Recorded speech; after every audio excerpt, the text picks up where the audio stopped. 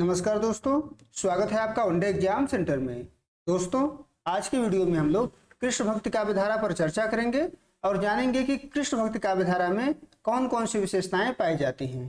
तो चलिए वीडियो को शुरू करते हैं। कृष्ण भक्ति काव्य धारा भक्ति काल के सगुण काव्य के अंतर्गत आता है और इसमें कृष्ण के सगुण रूप की उपासना की जाती है। कृष्ण की मूर्ति पूजा इस काव्य धारा में की जाती है।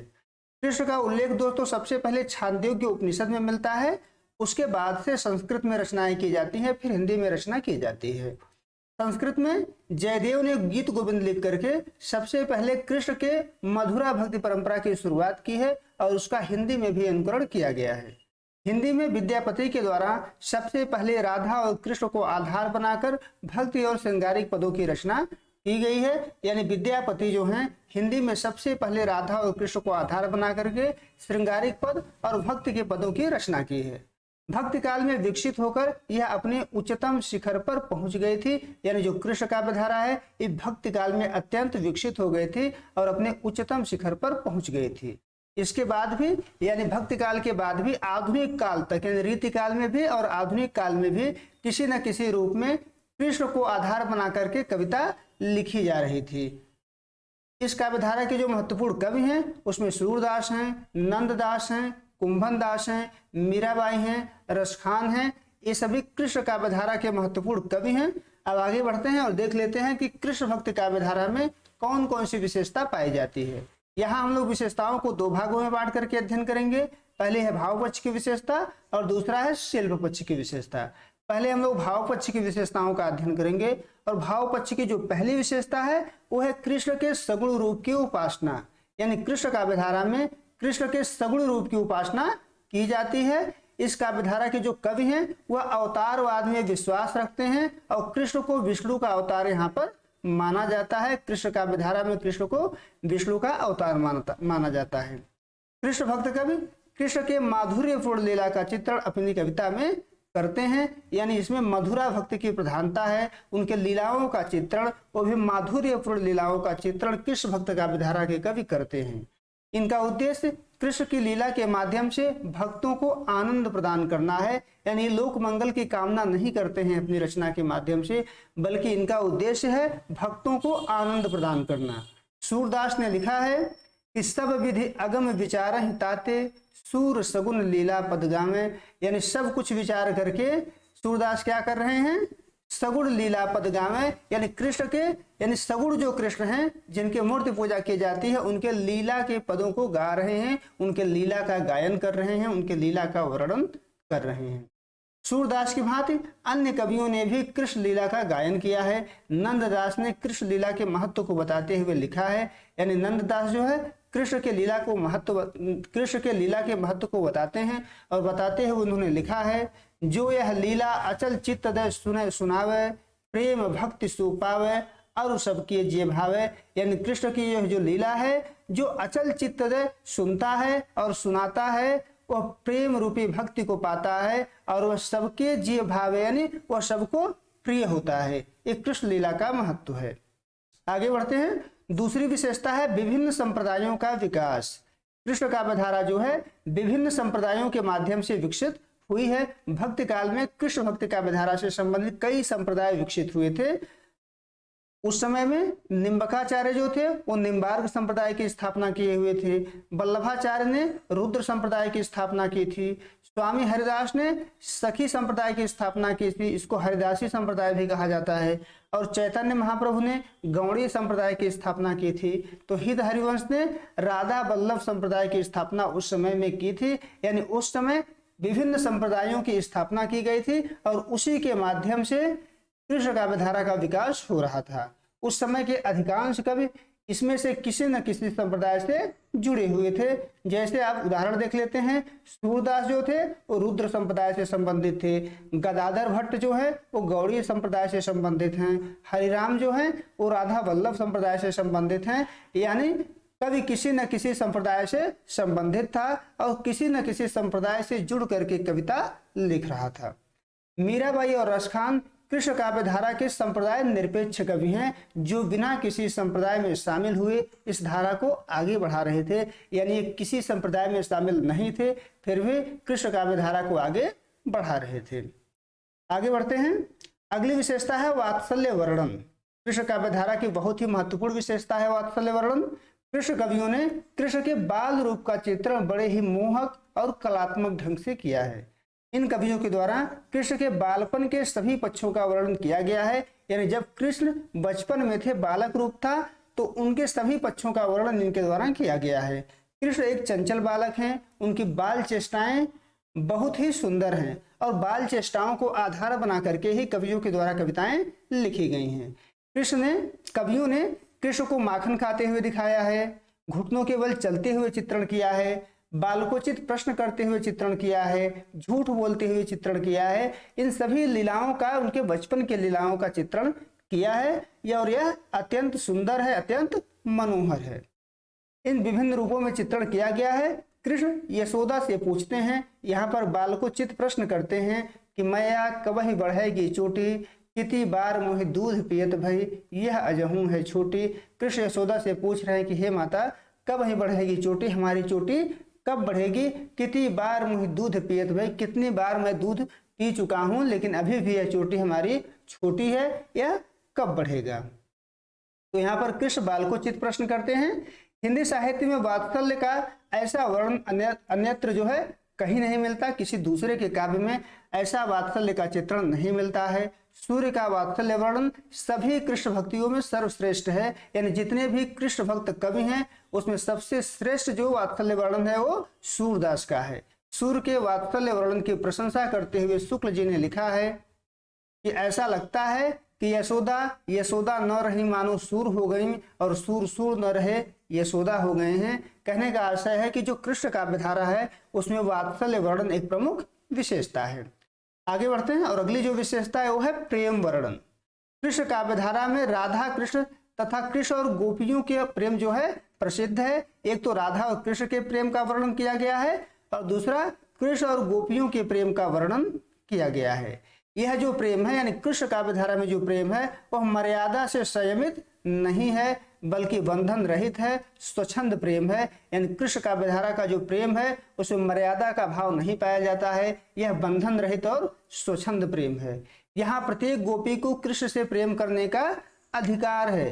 गोपियां जो है विवाहित हैं, विवाहित होने के बाद भी जो है कृष्ण से प्रेम करती हैं और प्रत्येक गोपी को कृष्ण से प्रेम करने का अधिकार है। कृष्ण और गोपियों का प्रेम बचपन का प्रेम है जो साथ साथ रहने, साथ साथ खेलने तथा गोचारण करने से यानी गाय को चराने से उत्पन्न हुआ है। यानी धीरे धीरे साथ रहने से विकसित हुआ है। कृष्ण के मथुरा जाने के बाद जब उद्धव गोपियों को समझाने उनके पास आते हैं तो गोपियां कहती हैं, लरिकाई को प्रेम कहो अली कैसे छूटत, कि यह प्रेम जो है लरिकाई का प्रेम है। यानी गोपियों और कृष्ण का जो प्रेम है ये लरिकाई का प्रेम है, ये कैसे छूट सकता है, गोपियां जो है उद्धव से कहती हैं।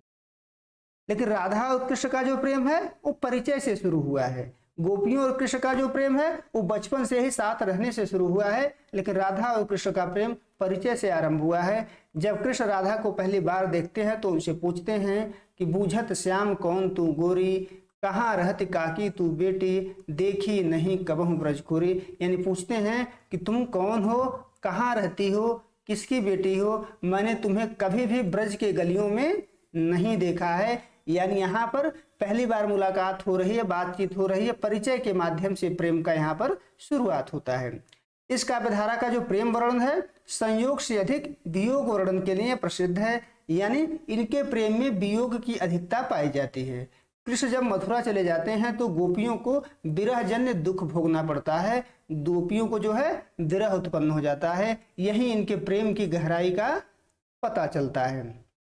कृष्ण का संदेशा लेकर जब उद्धव आते हैं, पाती देते हैं, वहां की ये जो है पद है कि निरखत अंक श्याम सुंदर के, बार बार लावत छाती, लोचन जल कागद मसमिल गए, खोई गए श्याम श्याम की बाती।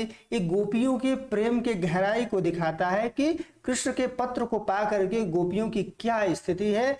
एक गोपियों के प्रेम का गहराई है कि गोपियां कृष्ण से कितना प्रेम करती हैं। आगे बढ़ते हैं। अगली जो विशेषता है वो है सामाजिक जीवन से कम संबंध। यानी कृष्ण काव्यधारा का सामाजिक जीवन से बहुत ज्यादा संबंध नहीं है।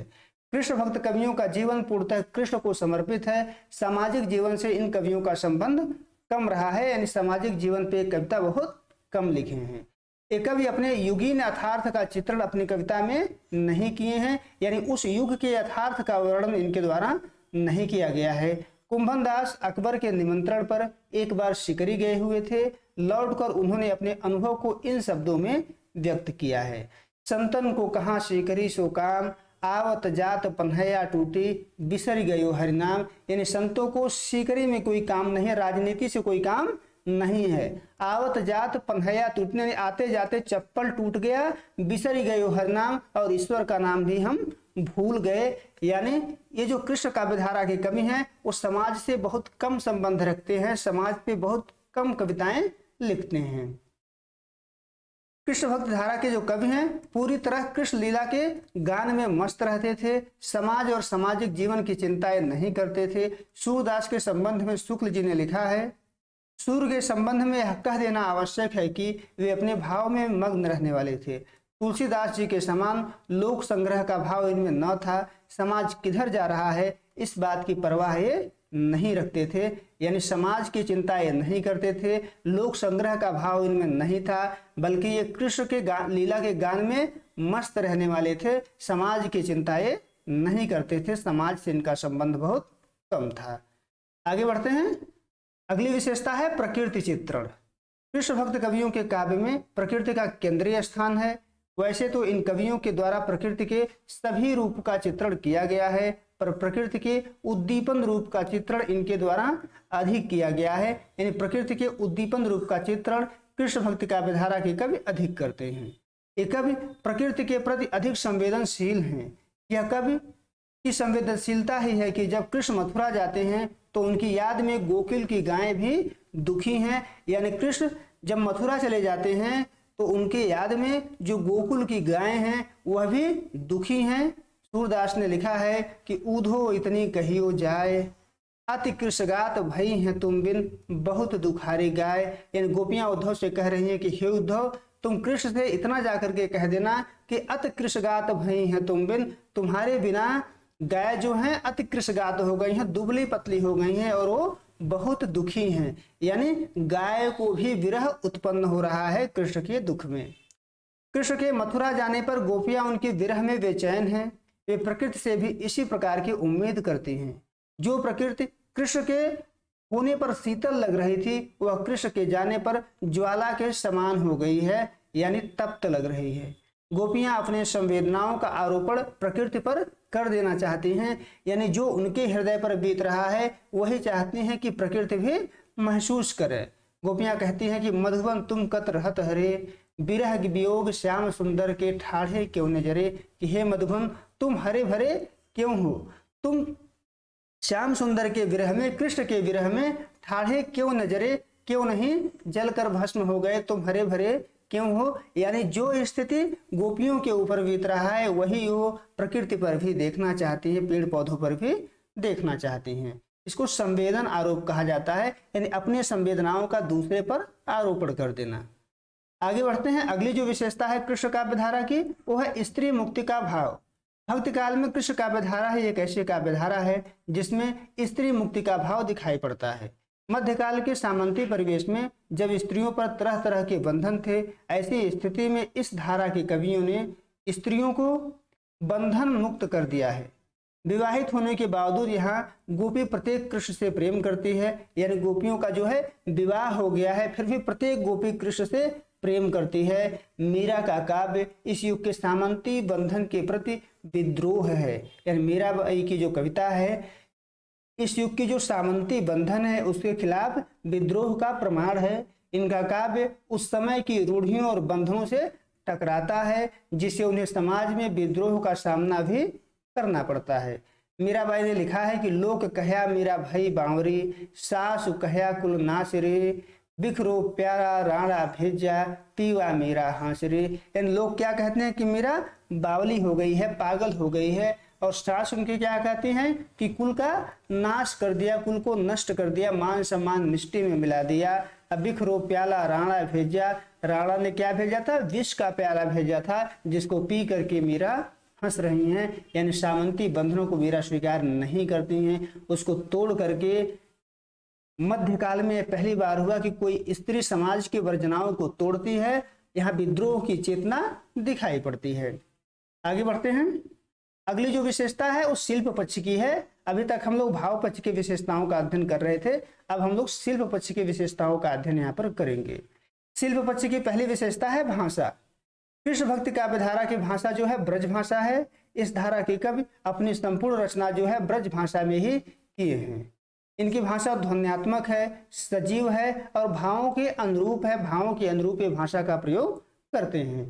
कृष्ण भक्त कवियों ने ब्रज भाषा को इतना सरस और मधुर बना दिया कि यह रीतिकाल की एकमात्र भाषा बन गई। यानी इनके द्वारा ब्रज भाषा को एकदम सरस बना दिया गया है, मधुर बना दिया गया है। यही कारण है कि यह रीतिकाल की एकमात्र भाषा बन गई है। अगली विशेषता है काव्य रूप। काव्य रूप का आशय होता है कविता का स्वरूप कैसा था, कविता प्रबंध काव्य थी या कविता मुक्तक काव्य था।